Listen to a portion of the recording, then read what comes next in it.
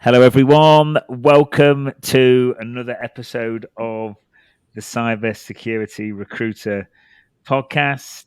Joined today by Avani Desai. Avani, how you doing? Great. Thanks, Thomas. Good. Cool. I'm just going to do you a bit of an intro. Back in 2000, Avani started off at KPMG as an associate and progressed right the way through to director of risk consulting, was then a co-founder of Find My CME, and then went on as well to be a co-founder of My Crypto Alert for around 3.5 years. Then Avni was an investor for the Rally Social Enterprise Accelerator. Currently, you are a Forbes Technology Council member, and you are also a member of Chief. And you are also a board member of Tuesday. You're also a board member of Cogent Bank, and you also currently hold the position of CEO for Schellman. Welcome to the show. And where do you get all the time from? Thomas, it's always great to talk with you. A lot of those don't take as much time as people probably think. But no, my day to day is definitely CEO of Schellman and where I put all my brain power too. Yeah, no, cool. And I was just saying before we came on, I've been getting some good comments on the show recently. The aim of the show is really to add value from. I love talking about personal brand because it ties really nicely to career progression. By the way, I love your personal brand. I've been noticing it more since we had that chat in July. I was like, I kept seeing you pop up, and I saw your little pictures at Christmas and stuff like that. So I'd like to talk about your personal brand. Obviously, the leadership journey you've had. I think it'll be very easy for people to look at you now and go, God, it's all right for her. But I bet there's been some hard times along the way. So I'd perhaps like to dig into that as well. And I know me and you have chatted about diversity over the phone. So we'll perhaps touch upon that if that's cool. But yeah, if you could, I've done you a bit of an intro, but maybe if you could tell me what you get up day to day, what's it like, what you're up to, and yeah, how are things professionally? Yeah. So I'm actually going to take you a bit back to before I was even born. I think it really sets the stage for my leadership style, who I am. So my parents were born in India in the 1940s, and they have always instilled in me that education is like the key to success. So they made the bold move, as a lot of immigrants do, to the United States. They left everything behind with the hope of a better future, primarily for my sisters. I wasn't born yet. So that immigrant story really drives home for me about my parents really left everything, right? With just the hope that their daughters will do better. In college, I originally thought I was going to follow the stereotypical path of becoming a doctor, an engineer, as most Indian kids do. But I really had a fascination with the intersection of technology and business. And that is really what got me to information security. That eventually led me to work for an accounting firm, which was definitely not the path that I expected when I was taking computer science classes and coding classes. But the great thing at a big four was I found the passion for problem solving, data analysis, and collaboration. So I spent a decade at the big four. It was invaluable mentorship, the education, the platform for me to be able to do what I'm doing, and the friendships was pretty phenomenal. But then I had a big change in 2012. I became a mother and I needed a more flexible environment, less travel, balance. I hate using that word, and I can tell you later why I don't like the word balance, but I needed balance. And so I joined Schellman, and I actually came in, left the practitioner world, and came in initially to focus on sales, business development, marketing, and growth. My role expanded over the years, and I ended up taking over all of service delivery, talent management, finance.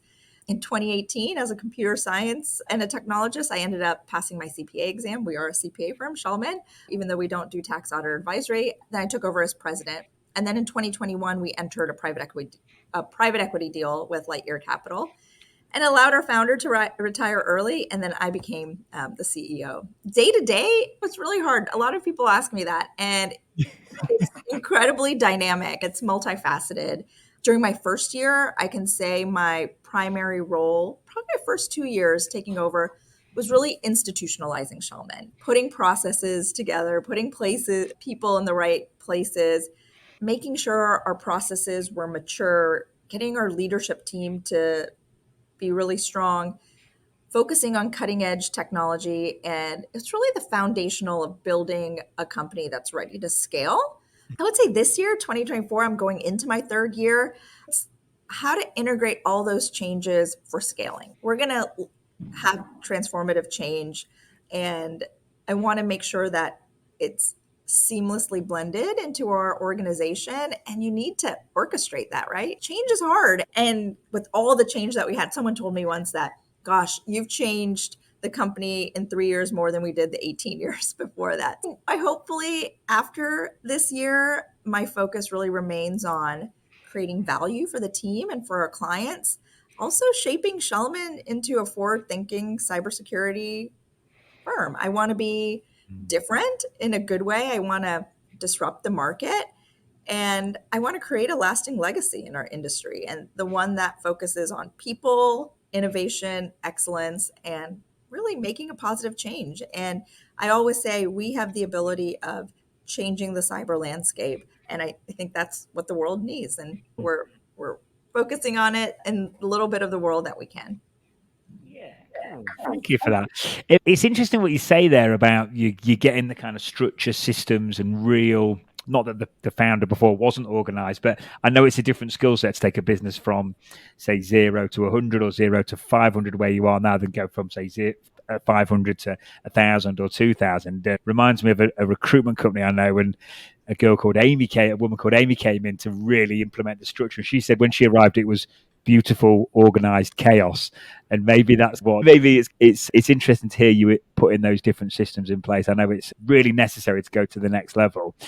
Avani, you mentioned about the 9, 10 years at the Big Four, KPMG, and I'd be interested just to unpack that a little bit further. Was that really good foundation, or was that pretty intrinsic to getting you where you are today? And is there anything you can give me and the listeners now in relation to that 9, 10 year period that could help people listening that are currently on a leadership journey? Yeah. Oh, definitely. The value and the experience that I gained at a Big Four in 10 years could have been what someone could have done in 50 years. Different clients, different leaders, like technical expertise, I feel is foundational, but it really allowed me to hone in on what I consider to be critical skills, right? Communicating effectively, empathizing with others, collaboration, cross services and cross teams and globally, right? And to me, I really think that one of the required skills that you need for any senior level in cybersecurity, and you might be like, is it not a technical skill? No, I think it's effective communication. And I think the time that I had at a Big Four allowed me to do that. I worked with several Fortune 500 companies, and I worked with several founder led companies, so working directly with CEOs. And there's such a power of clear and concise communication. And I can tell you, I remember my first document that I submitted to my manager, and I was so proud. It was like 10 pages. It was a memo about passwords or something, right? And I get it back, and this was when everything was redlined. It was actually printed out and redlined. And he gave it back to me, and it was just full of comments and red cross. And I was like, what's going on? And he told me something. He goes, the power of being clear and concise, especially when dealing with complex technical concepts, is a skill that you need to learn. He goes, the smartest people can unpack the most difficult, complex topics, and anyone can understand that. But in my world, or I guess in my head at that time, I thought the more words, the better. Yeah. And it has transformed the way I am. Like early in my career, like highlighting that importance of that skill was really important to me. I think things like that. And I also think empathy is really important. And I had some great mentors at the Big Four who said, look, you got to understand the perspectives and concerns and the needs of the end users, the clients, right? And that's essential for building trust. And that's who we are. Like we help build trust. Actually, our purpose here at Schellman is to help our clients build trust with their customer.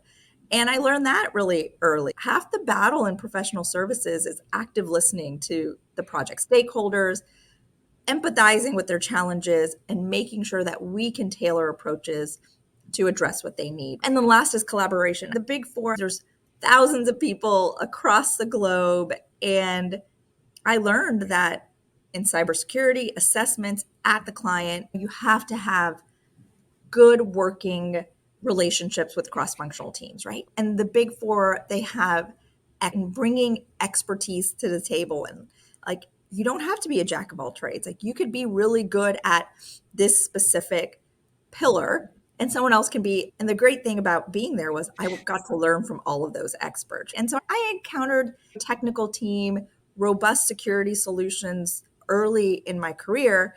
And I think that's helped me where I am today. I feel like I know what great looks like because that was the foundation that I started at.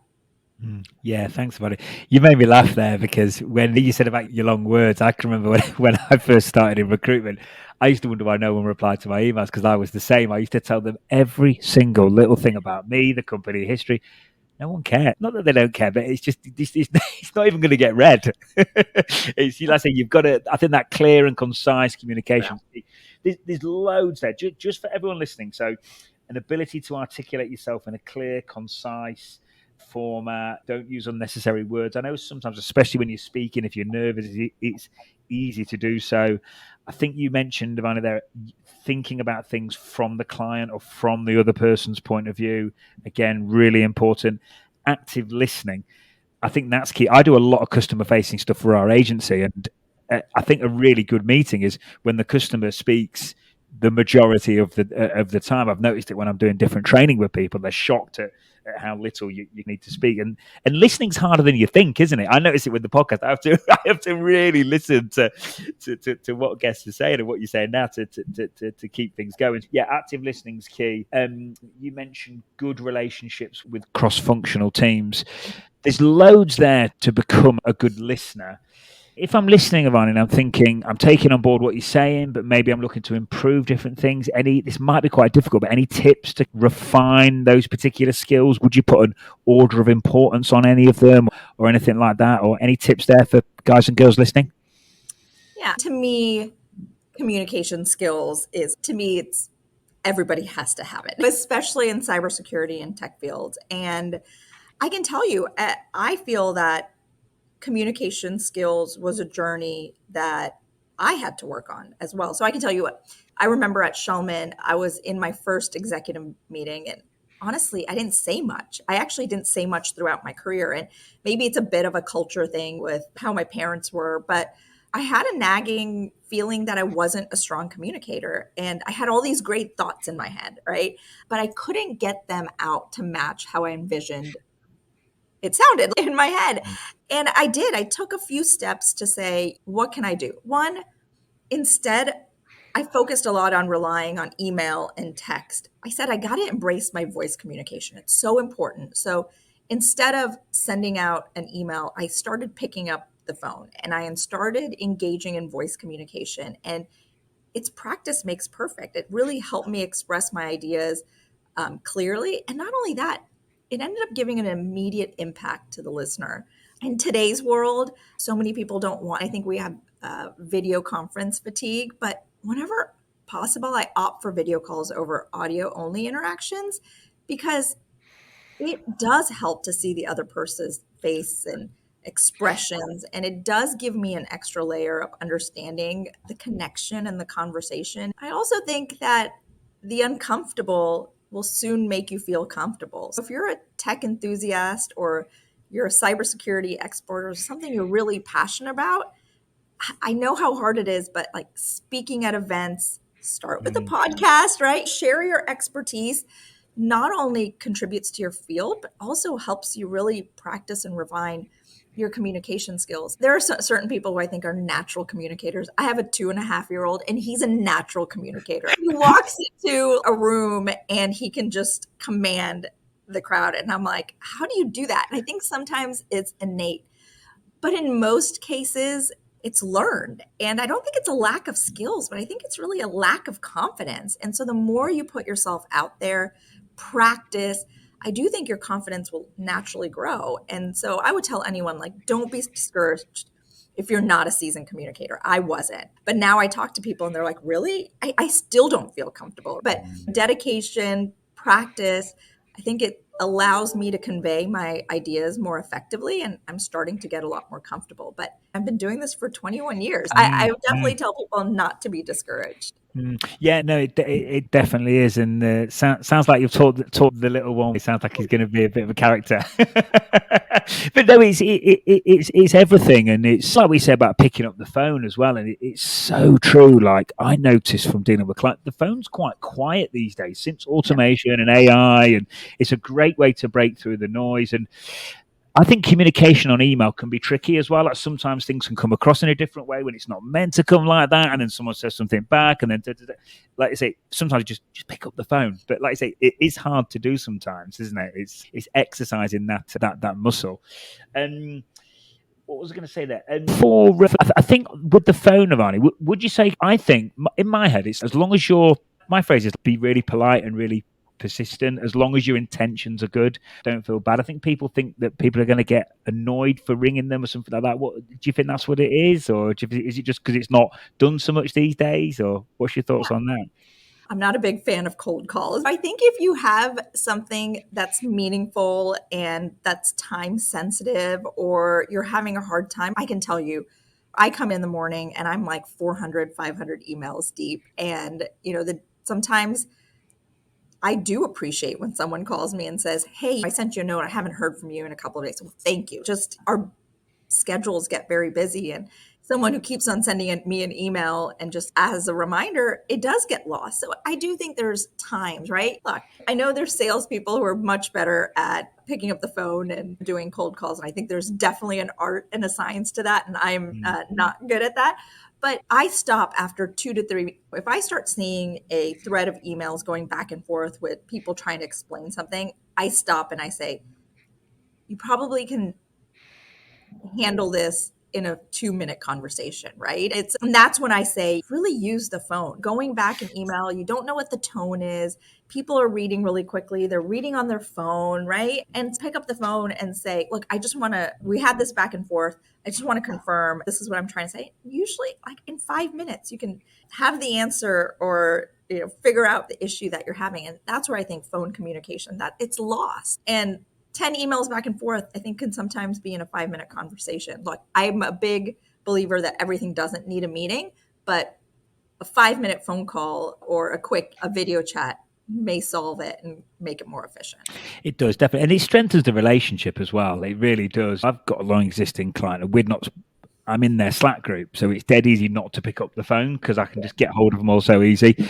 And I spoke to one of them. I think it was not this Monday, the Monday before, and the communication on Slack's better now because of that. I've not spoke to him for ages, and it does strengthen the relationship. Like I say, get stuff done quicker, and I think it prevents breakdowns in communication as well, and prevents maybe disagreements that perhaps weren't even there in the first place, stuff like that. So it definitely helps. By the way, you mentioned about communication, and you said, "Oh, we're in cybersecurity," and I get why you said that because some people listening might go, "Hang on, I'm reverse engineering malware," and maybe if you are in the weeds and stuff like that, it's not as important. But we're talking about leadership here, and I couldn't agree more. If you want to progress in security, it's just absolutely paramount. I had Eric on, he's got a hacking firm in New York, and he's a previous DEF CON CTF winner, and I thought he was going to be a bit communication. No, he was saying, listen, communication is everything, like especially in the consulting game. It's just absolutely imperative. But it leads quite nicely to personal branding. Obviously, that's a kind of form of communication. I mentioned at the start that I know your LinkedIn brand's pretty good. I see you on my feed. So has that been a bit of a journey for you? Was that something that came naturally? Was that a muscle you had to exercise? How did that kind of pan out? It definitely doesn't come naturally. I have a great social media manager here at Schellman. Her name's Kaylin, and she has been a really good mentor about my social media brand. So people ask me all the time, does someone run your LinkedIn? And no, I do. I run it. You probably see mistakes sometimes, but there are certain things that I'm really proud about, and it's always not work related. I mean, you probably see pictures of me and my kids. And I mentioned I don't like the word balance because as a female CEO, I get that question all the time, like, how do you balance work and life? And how do you balance work and life? And I really think it's very important not to project an image of perfection. And it's about being real and open and being vulnerable. And people want leaders to be regular individuals who go through everyday challenges just like everyone else. I just was interviewed for an article and I didn't think they were going to pull this piece out and make it the headline, but it was something like, I run a company of 550 people, but I come home and I can't potty train my 2.5-year-old. And so I think it's important I have such a unique opportunity to share my mistakes and my journey and the challenges that I've had. And social media has allowed me to do it. And look, I'm not very active on Facebook and X or TikTok, but I wish that when I was going through my career, unfortunately, the role that I had didn't have a lot of women like me who were married with spouses who also had very rigorous careers and 3 children. And so I want people to know that I'm learning and growing, and I call it failing forward. And it's not about avoiding mistakes. It's like about embracing them. And work-life balance isn't real. It's like integration. And so I talk about the unique challenges of being a mother and an executive and how those 2 roles can be tough. And so look, to me, I want people to know it's doable. And I think a good leader shows openness and vulnerability. And it also fosters, I think, a culture of trust within the organization and maybe within the industry as well. We hear it all the time, be an authentic leader. And I agree with that. Bringing your authentic self to work, you owe it to people to say your life isn't perfect, because when they have challenges, as a first-time parent, for instance, they're going to be like, am I the only one who's feeling that? And that's what I realize is I want to continue to make sure that I'm showing my real self out there, and it's possible to be a mother in the tech field and be a good mom and be a supportive spouse and be a good parent and be a good daughter. And social media has allowed me to do that. So a lot of things that you'll see me post on LinkedIn is not always work related. Yeah, no, listen, I think that's a great mix. And for all the LinkedIn police out there that say LinkedIn's not, it is for that, definitely. And it makes a difference. And this all ties in really nicely with, we talked about communication, picking up the phone. We mentioned cold call. If you've got that breadth, all these things become 10 times easier if people have seen you on the likes of LinkedIn, and it's helping others. I think in remote working environments, it's so important that community vibe really matters. I'm working insane hours. I spend a lot of time on my own, but I feel connected. So it really does make a difference. Avani, I'm going to go a bit off on a tangent. I know there's probably one thing I want to go back to, like work-life balance. Like I really dislike that term. And to me, it paints a picture of someone like standing on one foot, trying to juggle plates in one hand and a laptop in another and holding a baby. To be honest, none of us want that or need that. It's not balance. I continue to say it's integration. And I can tell you, I remember a particular moment in my career where that became crystal clear to me. And I was in the midst of a huge project. I was working late nights. I was pouring all my energy into the work. And at the same time, I had a baby at home who needed my attention. And I was so torn between those 2 worlds. And I started realizing that strive that I had for balance was causing me so much more stress and guilt than anything else. And that's when I said, gosh, I need to stop trying to separate work and life into like neat compartments. And that's what I was trying to do. So I know I'm deviating, but I think it's so crucial for people, moms and dads, people who have aging parents. Like, you got to ditch the idea of work-life balance. Focus on work-life integration. Find a company that appreciates the harmony that works for you, because we shouldn't have to pick. Like, I felt so many years in my career that I had to pick. And I think you can be present for both your professional and personal responsibilities without feeling like you're constantly teetering on one foot. And it's so important to be true to yourself about that and find a company that values that. And because you'll regret it, you'll feel guilty, you'll have a lot of stress. I felt like that for 3 to 5 years. And I realized that I couldn't do that anymore. But so I know, off on a tangent. No, I like this. I like this in a selfish way, actually, because I'm quite interested myself. So it's changing your mindset effectively and stop beating yourself up about things. So we're integrating it. So just for me and for everyone listening, so when we say integration, do we just mean, so I'm guessing remote working's coming in here, and it's just nothing set in stone. You don't have set hours as long as you're passionate and happy about what you do. Is that what we mean? I think companies need to trust. If look, several of my employees don't work 9 to 5. I think some of them work 8 to 3, pick up kids, and then get back online from 5 to 7. Right? You have to trust your employees to get things done. And I think in the profession and industry we're in, it's not clocking in and out. And I understand there are certain professions where my husband's a physician, he has to clock in and out, right? I get it. He has to be there, he has to see patients. There should not be, unfortunately, there's not a lot of flexibility there.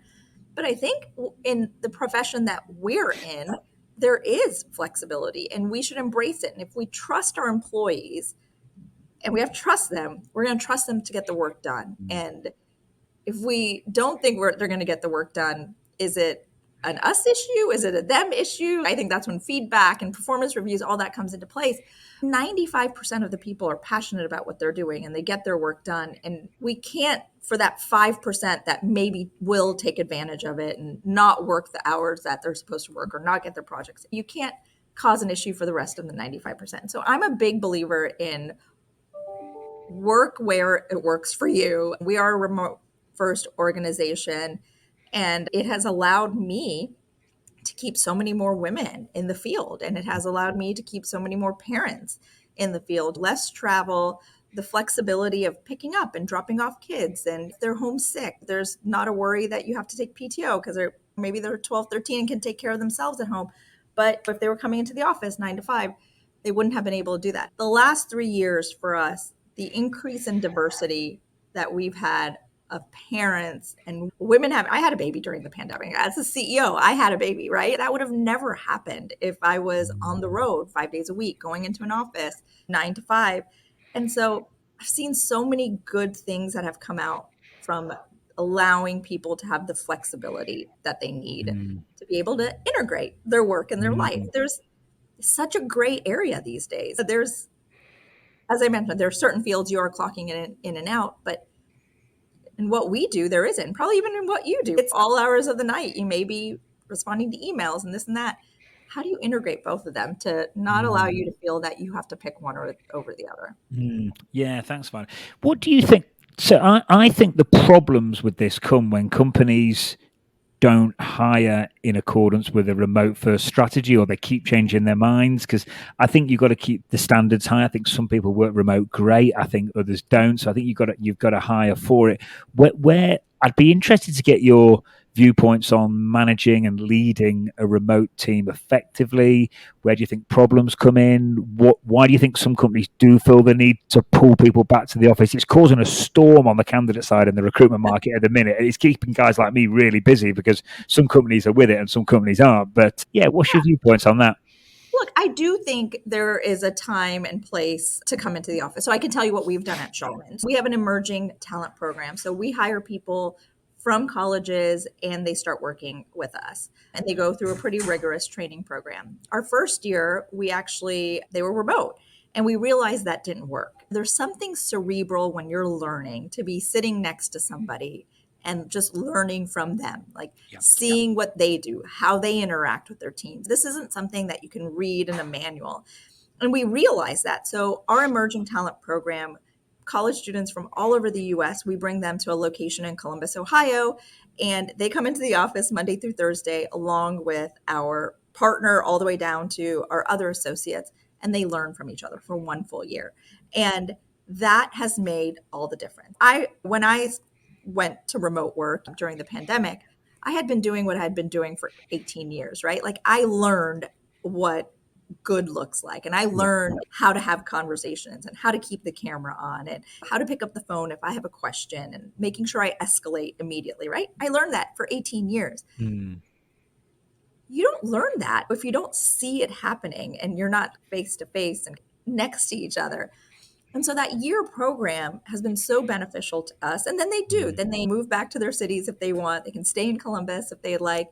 And then they do go to remote. But that 1 year next to someone was so important to us. And that's what we implemented. You have to be in the office Monday through Thursday. And so I think there are times in your career or the areas from a professional maturity perspective that I do think it is meaningful. And so it works for us, and that has worked really well for us. And to me, I think it comes back to, do you trust your employee? Have you given them the right resources? And I think flexibility and the trust outweigh coming into the office. We do come into the office to brainstorm. There are certain areas that I think it is good. I get my executive leadership team together. The firm gets together on an annual basis from a social perspective, just because of the connections. But yeah, I think I get it. It's a hot topic that's out there, but for us, this has worked really well. Yeah, it is a hot topic. For anyone who's building a personal brand on LinkedIn, talk about remote working. That'll get you some interaction. Okay, so break this down. So at the junior level, below 1 year, learning via osmosis is key at that stage. Like I say, you've been doing it 18 years. Remote, you're completely cool. That's not going to be the case for someone straight out of college. So your ethos is in the office first. Once they've been within the organization a year, then they go fully remote or hybrid, fully remote. Yeah. Fully remote. Yeah. Unless they stay in that office. That office is our largest office, and people do come in. There's a level of camaraderie that they like. But yeah, work what works for you. That's what we say. Work where works for you. Cool. So yeah, then once everyone's past that level, they're fully remote, they're all good, meeting up for team events once a year. And then how often's the brainstorming in the office would that be? Oh, that depends. We're working on some digital transformation projects right now. I do fly people in probably a little bit more than I did in the past year. So it's really dependent. Okay, cool. And once everyone is remote, I'm sure there's challenges with it. It's not no model's perfect. What are you using? Can you tell us what tech you're using and what other things you're using to manage the team effectively? If you've got 300, 400, 500 people remotely, I'm guessing that's challenging at times. Any tips for fellow leaders listening that are managing large decentralized teams remotely? Yeah, so a couple of things. We do use video conferencing. I tell people to put their camera on. I think even though might be thousands of miles away, seeing somebody's face and at least having that interaction, I think is really beneficial. Several of our partners I have a partner that does a daily stand-up with his team every day at 4:45 to talk about challenges. Is there anything that you need? And that has really created a sense of community.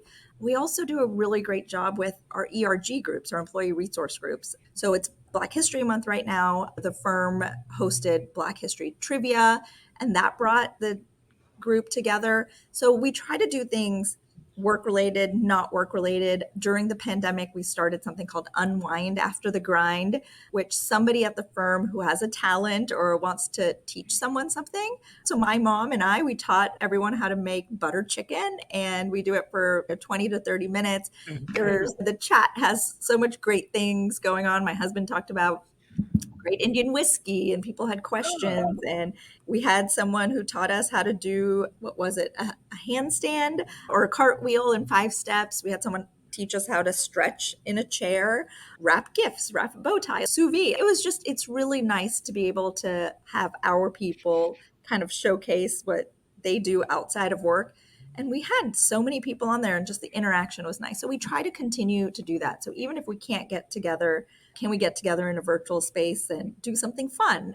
And then we also have an all hands call that I host every month, which my leadership team, we have guests who come and we talk about what they're passionate about and what they do from a non-for-profit perspective. We talk about their profile. I give them a review of where we are as a firm. And that's been good too. And then I also do a weekly CEO video that goes out every Friday. And I tell them a little bit about, we celebrated my son's birthday last week, and I show a few pictures and I go through a few things that are going on with the firm.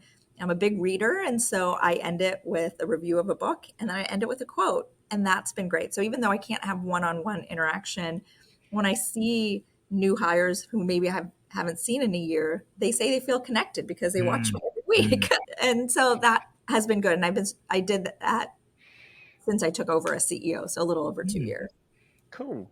I'm going to ask you about one of my questions is, what's your favorite book? So I'm looking forward to asking you that one in a minute. And Avani, I'm going to come on to diversity in a minute. But before I do, great Indian whiskey. I'd definitely get on well with your husband. I think it's called Amrut, Amrut. I am not a whiskey or a bourbon drinker. But yes, he says it's one of his favorites. You should try it. And unwind after the grind. Who thought of that? I like that. Yeah, Very it's good. great. They're fun things, right? Again, like we're not a 9 to 5 organization, so being able to get people together in a fun, exciting way and learn something, it's just win-win. Yeah, definitely. And to tie it back into the whole kind of leadership piece and all that, if people are having fun and they feel connected, and like you say, they feel like they come on the holiday and they feel like they know you, because it does, I think it helps the business, it helps retention. Obviously, it's amazing for the culture. So not only are people happier, there's commercial benefits as well. It's better for everyone all round. So yeah, love it. You mentioned remote working has enabled you to get more diversity within the team. I know we've spoke about diversity. There's a wicked episode of I'm releasing. He's a very outspoken, quite famous hacker called Jason, who I did a live event with him, and he had a lot to say on diversity, which was really good. So I'll DM you on LinkedIn when it's released, because I think you'll like it. But on the diversity piece, should we be talking about it more? Should we all be doing more? I think we should. What's your thoughts? Yeah. Look, diversity isn't a check the box that you can mark and once and then forget about it. And I know there's a lot about DE&I. To me, it should be an ongoing journey, and we'll always be focusing on diversity until we reach a world where unconscious bias is a thing of the past, right? Where pay equity isn't even 2 words anymore, and until every individual feels valued and included, and there's an equitable process, right? And look, I think it's a continuous process of improvement. It is built into everything we do. Do we have diversity initiatives? We have initiatives, right? And look, I think we've made significant strides in diversifying our team. My executive leadership team is 50% women or people of color, right? But oh my goodness, I am well aware that there's so much work ahead. If I take a look at my service delivery, only 20%, 22 maybe percent are women. And so, look, I'm committed to extend beyond just having a diverse workforce. I think there's diversity is more than just gender and color. It's neurodiversity. I think that's really important, but it's all about creating a workplace where every individual at every level feels a sense of belonging. It's going to take us a really long time to do it. I have faith in the next generation. I'll tell you a quick story. So I have a son, my oldest, and we were at the mall, and I was like, oh, there's a CEO of a company that I do some work with. And he was like, oh, who, the man or the woman? And I was like, oh, it was such an eye-opening experience for me, not for him. Like there's no unconscious bias there. I don't know, it just made me really happy. I was just so happy when he said that, because yeah, I think that next generation, I do think we're going to get to a point where, the word pay equity or diversity is not going to be a thing, because I have so much faith in that next generation.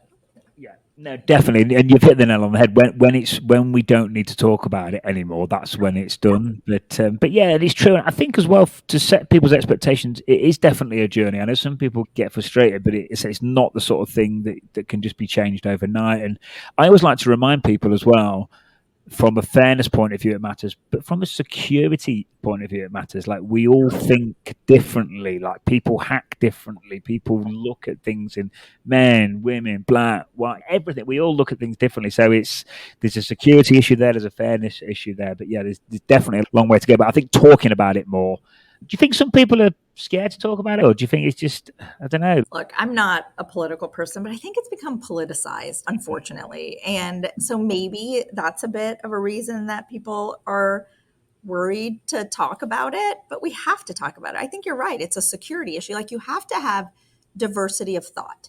And to have diversity of thought, a lot of times means you have a diverse background. You grew up in different places, you had different experiences in your life, and you have a different viewpoint. And all of that is because of the way your upbringing, your socioeconomic class, the place where you went to school or where you didn't go to school. And if your parents were immigrants versus if they weren't immigrants, that's like what I think is exciting. The different viewpoints, the way you were brought up or not brought up does change the way you think. And having multiple thoughts and diverse perspectives is so important. Like I say, when I hire an executive leadership team, I usually don't hire people who are like me, right? Because then we're going to have the same ideas that I have every day, right? Where there's no value in that. Like being able to go into a room and having diverse thoughts because of age or lifestyle or who you want to love, like whatever, all of that brings diversity. You leave that room with so many better ideas than that one person who has that same kind of mentality. So to me, like that's the value of diversity, is having so better ideas than the same than groupthink would have. Yeah, no, I like that as well about not hiring people on the leadership team that are the same as you. I think it's the number one podcast in the UK at the minute. He's a guy called Stephen Bartlett. I don't know if you've ever heard of him. I'll send you it if you haven't, but there's a famous woman over here, and she's a chairman of a soccer team, of a football team, and she said the biggest mistake that a lot of leaders make is they hire people that are the same as them, and then they all talk about how great each other are, and then that's when companies go wrong. That's true. Yeah. So yeah, I'll say probably you're definitely onto something there. I'm just looking at the timer because I know you're a busy woman, so I'm trying to time things perfectly. So I'll just move on to the next question. You've mentioned you're an avid. I'd like to hear probably two questions in one here, but I'd like to find out what books have had the most positive impact on your career, leadership, communications, and just maybe mixed in with anything online or pods that you're listening to at the minute that useful. Yeah. So you heard me say my CEO video. Every week I give you a book review. Last year I did read about 48 books. So I love reading, and we started this during the pandemic, and me and the kids and my husband, we read before bed 40 to 45 minutes. And that's a book a week if you think about it. Like a lot of people don't realize that, but if you could read about an hour, my kids will sometimes read more. Yeah, it's a book a week. So anyways, but I think everyone should read it. Readers make leaders, someone told me, and I love that. But I love the book called Grit by Angela Duckworth. To me, it was a game changer. It really underscores perseverance and passion when it comes to your long-term goals. So look, success always doesn't go to the smartest, strongest, or most technically proficient person in the room. I don't think I'm the smartest, the strongest, or the best technical person, but I really do think it is the person who continues to fall and get up. And I know it goes against what we all thought in high school, right? But I think unwavering determination and those that refuse to quit and those that get up 20 times after they're knocked down, I think that's the secret to success. The ability to keep on going when things get tough, to get through the challenge, to fail forward, to be like unrelentless in the pursuit of your goals. And to me, I think that's like the grand scheme of things. I tell my kids all the time, it's okay if you fail. And I say this in a lot of my talks, like it's our profession for some reason doesn't embrace failure. But you go to science and you go to medicine, and if you're looking for the next big discovery, like all your experiments are about failing, right? You got to fail a lot to get to that final new discovery. And so the medical field, the science field, they all embrace failure. It's experimentation. Why don't we? As long as you fail and you learn from it and you get up and you continue to do it, I think that's it, the grit. And there's a great quote in that book that says, enthusiasm is common and endurance is rare. And I have that written on my desk. And yeah, I loved it. I love that book and highly recommend it. I tell everybody to read it. Yeah, no, cool. And it's, it reminds me of training to be a recruiter there with what you've just said. At first, it's like really tough. I think you talked about endurance, perseverance, persistence. I think longevity in any marketplace is a real friend. Like when you've done something for a while, it certainly gets a lot easier. We'll put that in the show notes. Grit. Someone else has mentioned that book recently as well. I don't know if it was, yeah, definitely. Yeah. Any others that you think would be worth, or do you think that's... I like Simon Sinek. I do like books on authentic leadership. I'm not a big nonfiction fan. I'm trying to get more into nonfiction. My kids love Harry Potter and all of that. So I've been reading that with them because then we can watch the movies together. So yeah, I'm trying to diversify my types of books I'm reading. Okay, cool. As we come to the end here, Avani, so on the perseverance, endurance, for people listening now, there's pockets of the market that are still really hot, but there's pockets of the market that are not, and people are having tough times. So when we talk about perseverance, endurance, persistence, any stories you've got of tough times that you've overcome, or any tips in general for people that need to work on that particular skill set? Yeah, to me, I think the biggest tip, and I've embraced it in my career, is technology is so fast paced. It's like a rapid evolving field, and don't become obsolete. We cannot afford to get comfortable where we are.